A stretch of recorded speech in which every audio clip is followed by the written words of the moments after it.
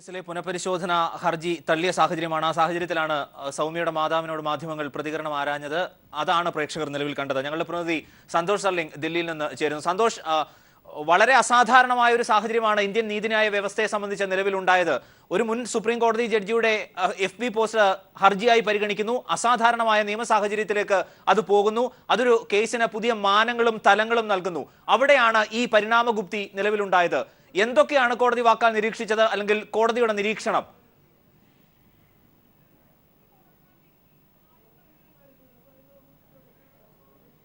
സന്തോഷ്.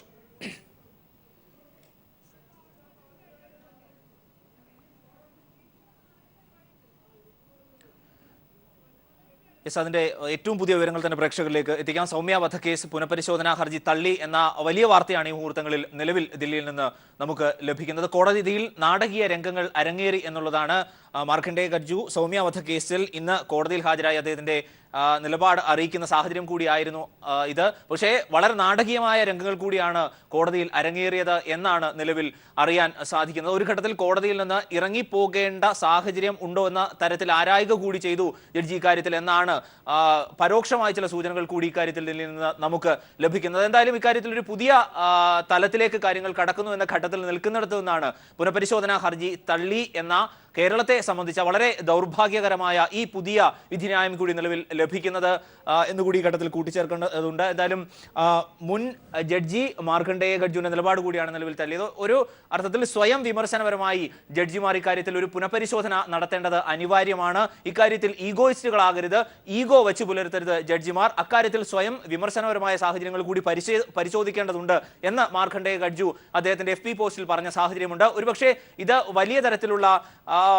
പുതിയ സാഹചര്യങ്ങളിലേക്ക് കൂടി കൊണ്ട് പോകും എന്നായിരുന്നു കരുതിയിരുന്നത്. പക്ഷേ പുനഃപരിശോധനാ ഹർജി തള്ളി എന്ന വാർത്തയാണ് നിലവിൽ നമുക്ക് ഈ ഘട്ടത്തിൽ ലഭിക്കുന്നത്. കോടതിയിൽ നാടകീയമായ രംഗങ്ങൾ അരങ്ങേറി എന്നതുകൂടിയാണ് അറിയാൻ കഴിയുന്നത്. സന്തോഷ് സർലിംഗ് ദില്ലിയിൽ നിന്ന് ഞങ്ങളുടെ പ്രതിനിധി. സന്തോഷ്, എന്താണ് ഏറ്റവും പുതിയ വിവരങ്ങൾ? സുപ്രീം കോടതിയുടെ ചരിത്രത്തിൽ കേട്ടുകേൾവിയില്ലാത്ത സംഭവ വികാസങ്ങളാണ് ഇന്ന് ഉണ്ടായത്. ഇന്ന് ജസ്റ്റിസ് മാർക്കണ്ഡേയ ഗഡ്ജുവിനെ ജസ്റ്റിസ് രഞ്ജൻ ഗൊഗോയ് അധ്യക്ഷനായ ബെഞ്ച് സൗമ്യ കേസിൽ അസിസ്റ്റന്റ് ചെയ്യണം എന്നാവശ്യപ്പെട്ടാണ് വിളിച്ചു വരുത്തിയത്.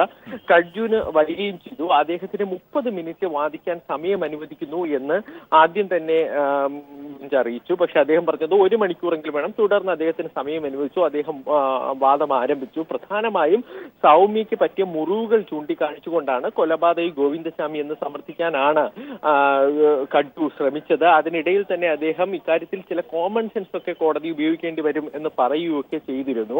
അതിനുശേഷം ഏകദേശം 45 മിനിറ്റ് അദ്ദേഹത്തിന്റെ വാദമുണ്ടായിരുന്നു. വാദം പൂർത്തിയായി. അറ്റോർണി ജനറൽ സംസ്ഥാന സർക്കാരിന് വേണ്ടി വാദിക്കുകയും ചെയ്തു. വാദം പൂർത്തിയായതിനു ശേഷം സുപ്രീം കോടതി ഈ വാദങ്ങളെല്ലാം തള്ളിക്കളയുന്നു എന്ന് അറിയിച്ചുകൊണ്ടുള്ള ദിവസേന ഉത്തരവ് പുറത്തിറക്കി. അതിനുശേഷമാണ് കാര്യങ്ങളിലേക്ക് കോടതി കടന്നത്. ജസ്റ്റിസ് മാർക്കണ്ഡേയ ഗഡ്ജു സൗമ്യ കേസുമായി ബന്ധപ്പെട്ട് എഴുതിയ ചില ഫേസ്ബുക്കിലൊക്കെ എഴുതിയ ചില പരാമർശങ്ങൾ ബ്ലോഗൊക്കെ ഈ ബെഞ്ചിനെ 3 പേരുടെ ബെഞ്ചിനെ അപമാനിക്കുന്ന തരത്തിൽ, ജഡ്ജ്മെന്റിനെ അപമാനിക്കുന്ന തരത്തിലാണ് എന്ന് കോടതി എടുത്തു പറഞ്ഞു. അതുകൊണ്ട് തന്നെ ഇദ്ദേഹത്തിനെതിരെ കോടതി അലക്ഷ്യത്തിലേക്ക് കടക്കേണ്ടി വരും എന്ന് ചൂണ്ടിക്കാണിച്ചു. തുടർന്ന് അറ്റോർണി ജനറലിന് ഒരു കുറിപ്പ് തയ്യാറാക്കി ബെഞ്ച് കൈമാറി. അറ്റോർണി ജനറൽ ഈ കുറിപ്പ് വായിച്ച് ഞെട്ടി. കാരണം കുറിപ്പിലുണ്ടായിരുന്നത് ജസ്റ്റിസ് മാർക്കണ്ഡേയ ഗഡ്ജുവിനെതിരെ കോടതി അലക്ഷ്യ നടപടികളിലേക്ക് കോടതി കടക്കുന്നുവെന്നായിരുന്നു. അപ്പോൾ തന്നെ അറ്റോർണി ജനറൽ ഇത് തടഞ്ഞു. ഇത് അംഗീകരിക്കാനാവുകയില്ല, കാരണം കോടതി വിളിച്ചു വരുത്തിയതാണ് എന്നും അറിയിച്ചു. തുടർന്ന് ഗഡ്ജുവിനോട് ഇക്കാര്യം അറിയിച്ചു. ഗഡ്ജു ഇതിൽ പ്രകോപിതനായി. തന്നെ ഭയപ്പെടുത്താൻ ആരും നോക്കണ്ട, ഇത്തരം നടപടികളിലൂടെ, കോടതി അലക്ഷ്യ നടപടികളിലൂടെ താൻ ഭയപ്പെടുന്ന ഒരാളുമല്ല എന്ന് പറഞ്ഞ് രഞ്ജൻ ഗൊഗോയ് പേരെടുത്ത് വരെ പറഞ്ഞുകൊണ്ട് എന്നെ അങ്ങനെ ഭീഷണിപ്പെടുത്തണ്ട എന്ന് പറഞ്ഞു. തുടർന്ന് കോടതി പറഞ്ഞു, ഇത് നിങ്ങൾ എന്നെ പ്രകോപിപ്പിക്കാൻ നോക്കണ്ട എന്ന് കോടതിയുടെ മറുപടിയും ഉണ്ടായി. തുടർന്ന് വാഗ്വാദമുണ്ടായി. അതിനുശേഷം കോടതി തന്നെ ജസ്റ്റിസ് മാർക്കണ്ഡേയ ഗഡ്ജുവിനെ പുറത്തേക്ക് കൊണ്ടുപോകൂ എന്ന് ആവശ്യപ്പെടുക പോലും ചെയ്തു.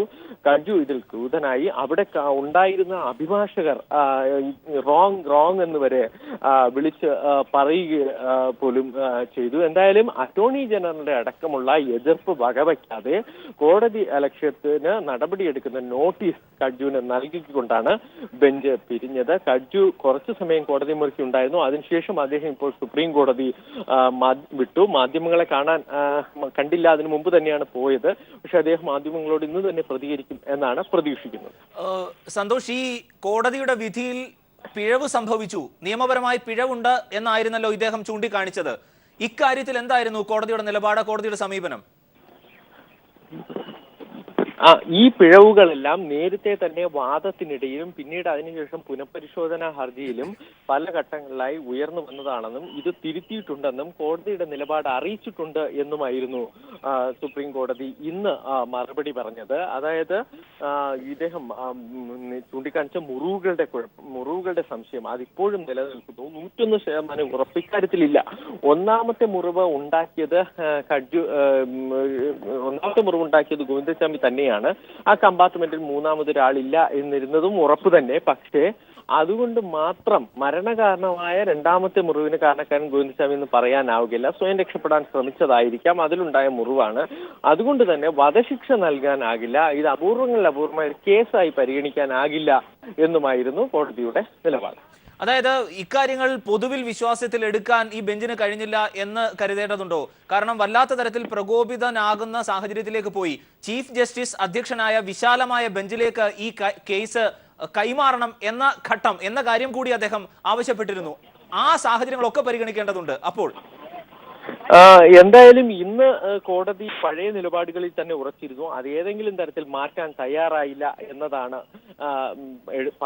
പറയേണ്ടത്. കാരണം കഡ്ജു വരുമ്പോഴെങ്കിലും കഡ്ജുവിനെ സഹായിക്കണമെന്നാണ് കോടതി ആവശ്യപ്പെട്ടത്. അതുകൊണ്ട് തന്നെ കഡ്ജു വരുമ്പോഴെങ്കിലും കോടതി ചില തിരുത്തലുകൾക്കെങ്കിലും തയ്യാറാകും എന്ന് പ്രതീക്ഷിക്കപ്പെട്ടിരുന്നു. പക്ഷെ ഒരു തരത്തിലും സെപ്റ്റംബർ 15-ാം തീയതി പുറപ്പെടുവിച്ച ജഡ്ജ്മെന്റിൽ ഒരു വാക്ക് പോലും തിരുത്താൻ തയ്യാറായില്ല എന്ന് മാത്രമല്ല, അതിൽ കുറ്റമുണ്ടെന്ന് ചൂണ്ടിക്കാണിച്ച കഡ്ജുവിനെതിരെ കോടതി ലക്ഷ്യത്തിന് നടപടിയെടുക്കുകയാണ് ഉണ്ടായിരിക്കുന്നത്.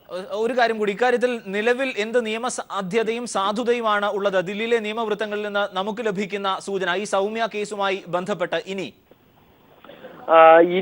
ഇക്കാര്യത്തിലുള്ളത് പുനഃപരിശോധനാ ഹർജി നൽകിയാൽ സുപ്രീം കോടതിയിലുള്ളത് തിരുത്തൽ ഹർജി നൽകുക എന്നതാണ്. അതായത് ജഡ്ജിമാരിൽ ആരെങ്കിലും ഒരാൾ ഇക്കാര്യത്തിൽ പാർഷ്യലായി ഒരു പക്ഷപാതം പിടിച്ചുകൊണ്ട് ജഡ്ജ്മെന്റ് എഴുതി എന്ന് കണ്ടെത്തി അക്കാര്യത്തിൽ പ്രൂവ് ചെയ്തുകൊണ്ട് ഒരു തിരുത്തൽ ഹർജി നൽകുകയാണുള്ളത്. പക്ഷെ സൗമ്യ കേസിൽ അത് എത്രത്തോളം കഴിയും എന്ന് പറയാൻ കഴിയില്ല. കാരണം എവിഡൻസുകളുടെ അപര്യാപ്തതയാണ് കോടതി ചൂണ്ടിക്കാണിച്ചത്.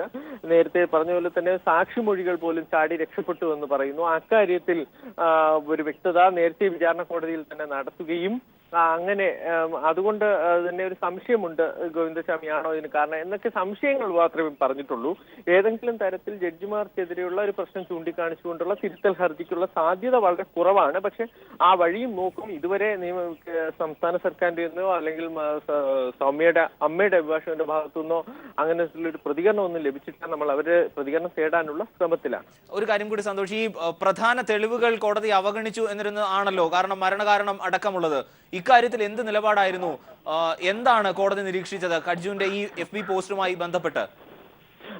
അരുൺ, പ്രധാന തെളിവുകൾ കോടതി കരുതുന്നത് പ്രധാന തെളിവുകൾ കൃത്യമായി ശേഖരിക്കുന്നതിലും അത് കോടതിക്ക് മുമ്പിൽ എത്തിക്കുന്നതിലും വിചാരണ കാലയളവിൽ വീഴ്ചയുണ്ടായി എന്നാണ് സുപ്രീം കോടതി ചൂണ്ടിക്കാണിച്ചത്.